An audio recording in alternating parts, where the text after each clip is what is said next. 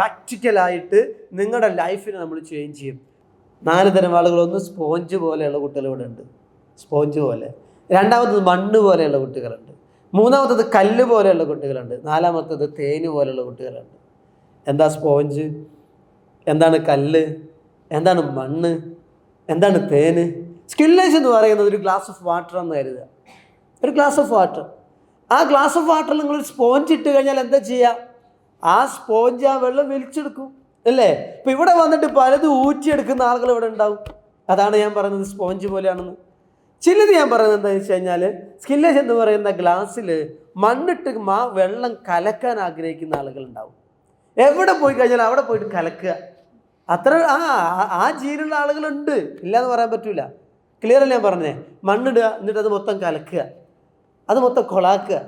അങ്ങനെ ആളുകൾ ഉണ്ടാകാം. മൂന്നാമത്തത് കല്ലാണ്. ആ കല്ല് വെള്ളത്തിലിട്ട് കഴിഞ്ഞാൽ കല്ലിനും മാറ്റമില്ല, വെള്ളത്തിനും മാറ്റമില്ല. സ്കില്ലേജ് എന്ന് പറയുന്ന ഗ്ലാസ്സിൽ വന്നിട്ട്, അല്ലെങ്കിൽ ആ ഗ്ലാസ്സിൽ വന്നിട്ട് ഒരു മാറ്റം ഇല്ലാതിരിക്കുന്ന ആളുകളും ഉണ്ടാകുക. ആൻഡ് ദെൻ നാലാമത്തത് തേനാണ്. എന്താ തേനിൻ്റെ പ്രത്യേകത?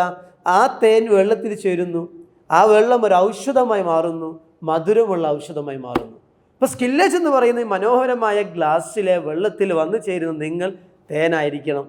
ആ തേനാകുമ്പോഴാണ് നമുക്ക് 6 മാസം കഴിയുമ്പോൾ ഔഷധമുള്ള, അത് സമൂഹത്തിന് നന്മ ചെയ്യുന്ന, വീട്ടുകാർക്ക് കുറേ നന്മ ചെയ്യുന്ന, നിങ്ങൾക്ക് പേഴ്സണലായിട്ട് ഗ്രോത്ത് ഉണ്ടാകുന്ന തരത്തിലുള്ള ഒരു ചേഞ്ച് നിങ്ങളിൽ ഉണ്ടാകാൻ പറ്റുള്ളൂ. സോ ഓൺലി വൺ റിക്വസ്റ്റ്: നിങ്ങൾ മണ്ണാവാൻ ശ്രമിക്കേണ്ടതില്ല, സ്പോഞ്ചാവാൻ ശ്രമിക്കേണ്ടതില്ല, കല്ലാവാൻ ശ്രമിക്കേണ്ടതില്ല, ഒരു തേനാവുക. നിങ്ങൾക്ക് ചേരുന്ന ഇടത്തെ മനോഹരമാക്കാൻ, ഔഷധമാക്കാൻ നിങ്ങൾക്ക് കഴിയും. അത് കഴിയണം. അതിലേക്കാണ് നമ്മുടെ ഫോക്കസ് ഉണ്ടാവേണ്ടത്. അപ്പം അങ്ങനെ ആകുമ്പോൾ ത്തിനുള്ള തിരി കൊളുത്തിയിട്ടുണ്ട്. ഒരു ഇരുട്ടിൽ നിന്നും പ്രകാശത്തിലേക്ക് നയിക്കാൻ ആവശ്യമായ ടോർച്ച് അവർക്ക് നൽകിയിട്ടുണ്ട്. അത് യാതൊരു സംശയമില്ല. പിന്നെ ഓരോ ആളുകൾക്കും ഏറ്റക്കുറിച്ചിലുകൾ ഉണ്ടാവുമെന്ന് മാത്രം. അപ്പോൾ അതുകൊണ്ട് ഞാൻ നിങ്ങളോട് പറയണത്, നിങ്ങൾ എത്ര കുട്ടികൾ ഇവിടെ ഉണ്ടെങ്കിലും നിങ്ങൾ ഇതൊക്കെ സ്വീകരിക്കാൻ ആവശ്യമായ ഒരു റിസീവറുമായിട്ട് വരിക. വീട്ടിൽ നിന്ന് ഇറങ്ങുമ്പോൾ വീട്ടിൽ ഒരുപാട് പ്രശ്നങ്ങളുണ്ടാവും. ചിലപ്പോൾ കല്യാണം കഴിഞ്ഞ കുട്ടികൾ ഇവിടെ ഉണ്ട്. വീട്ടിൽ നിന്ന് ഇറങ്ങുന്ന സമയത്ത് അമ്മ നമുക്ക് ചിലപ്പോൾ നിങ്ങൾ വരുന്ന ഇഷ്ടം ഉണ്ടാവില്ല. ചിലപ്പോൾ അങ്ങനത്തൊക്കെ പറഞ്ഞെന്ന് വന്നേക്കാം, എന്തെങ്കിലും ടെൻഷൻ ഉണ്ടായേക്കാം. അതും വിചാരിച്ചിട്ട് അമ്മയും മേനും പുറുപുറത്തോട് ഇവിടെ ഇരുന്നിട്ട് കാര്യമില്ല. അതൊക്കെ സ്വാഭാവികമാണ്. അങ്ങനെ ഉണ്ടാവുമെന്ന് വിചാരിക്കുക. നിങ്ങൾ പോകുന്ന വഴിയിലൊക്കെ ഏറ്റവും മനോഹരമായി പരവതാനി വിരിച്ച വഴികൾ ഉണ്ടാവുമെന്ന് വിചാരിക്കരുത്, എന്ന് വിശ്വസിക്കരുത്. പകരം പ്രതിസന്ധികളുണ്ടാവും, പ്രശ്നങ്ങളുണ്ടാവും, തടസ്സങ്ങളുണ്ടാവും, ഒക്കെ ഉണ്ടാവും. അതിവിടെ ഒന്ന് കമ്മ്യൂണിക്കേറ്റ് ചെയ്യാൻ പറ്റണം. കമ്മ്യൂണിക്കേറ്റ് ചെയ്യാൻ ഇവിടെ ആളുണ്ട്. അതുങ്ങൾ കയറുമ്പോൾ മാറ്റിവെക്കാൻ പറ്റണം. അതിന് പറ്റുന്ന അവസരങ്ങൾ ഇവിടെ നൽകുന്നുണ്ട്. പ്രാക്ടിക്കലായിട്ട് നിങ്ങളുടെ ലൈഫിനെ നമ്മൾ ചേഞ്ച് ചെയ്യും. ഇപ്പോൾ വേറെ എവിടെ പോയാലും കിട്ടാത്ത വാല്യൂസും മൂല്യങ്ങളും അതിനനുസരിച്ചുള്ള ആറ്റിറ്റ്യൂഡ്സ് ഒക്കെ ഫൈൻ ട്യൂൺ ചെയ്യാൻ നമ്മൾ മാക്സിമം കൃത്യമായി പ്ലാൻ ചെയ്തുകൊണ്ട് നമ്മൾ നൽകുന്നുണ്ട്. സോ അതിലേക്കായിരിക്കും നമ്മുടെ ഫോക്കസ് എന്ന് പറയുന്നത്. ഇപ്പോൾ ഞാനിവിടെ നിങ്ങളോട് പറയാൻ ആഗ്രഹിക്കുന്ന ഒരു കാര്യം, അതുകൊണ്ട് പറഞ്ഞാൽ നിർത്തുകയാണ്.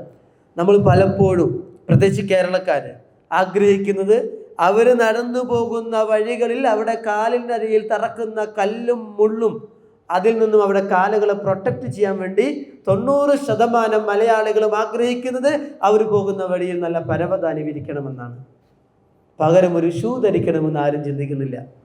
ഞാനിങ്ങനെ നടന്നു പോകുമ്പോൾ കല്ലുണ്ട്, അവിടെ മുള്ളുണ്ട്, പ്രശ്നങ്ങളുണ്ട്, എൻ്റെ കാലിൽ തറക്കുന്നത് എനിക്ക് വേദനിക്കുന്നുണ്ട്. അപ്പം ഞാൻ എന്താ പറയുക? ഇത് മുഖ്യമന്ത്രി ഇപ്പം എന്തെങ്കിലും അറിയുന്നുണ്ടോ? എന്താ ഇപ്പം മൂപ്പരൊക്കെ പരിപാടി?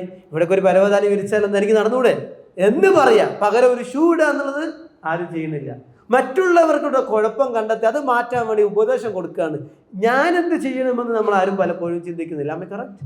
Yes or no?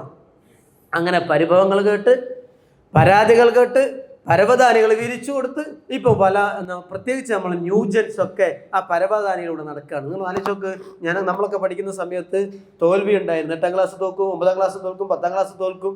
തോറ്റു കഴിഞ്ഞിട്ട് ആത്മഹത്യ ചെയ്യുന്നു എന്നൊക്കെ പറഞ്ഞിട്ട് ആത്മഹത്യ കുറക്കാൻ വേണ്ടിയിട്ട് എന്ത് ചെയ്തു? പരീക്ഷ ഒഴിവാക്കി, തോൽവി ഒഴിവാക്കി, പരവതാനി വിരിച്ചു കൊടുത്തു. Yes or no? അപ്പോൾ അതുകൊണ്ട് എന്തില്ല? മുള്ളു തറക്കണില്ല, തോൽവി എന്നുള്ള മുള്ളു തറക്കണില്ല. 10ാം ക്ലാസ് ഒക്കെ പാസ്സായി. പക്ഷെ പിന്നീട് ജീവിതത്തിൽ ഒരു പ്രതിസന്ധി വരുമ്പോഴത്തേക്കും അവർ പിന്നെ എന്താ ചെയ്യണത്? ആത്മഹത്യയിലേക്കാണ് പോകുന്നത്. കാരണം അവർ തോൽവി അനുഭവിക്കുന്നില്ല. ശരിയല്ലേ?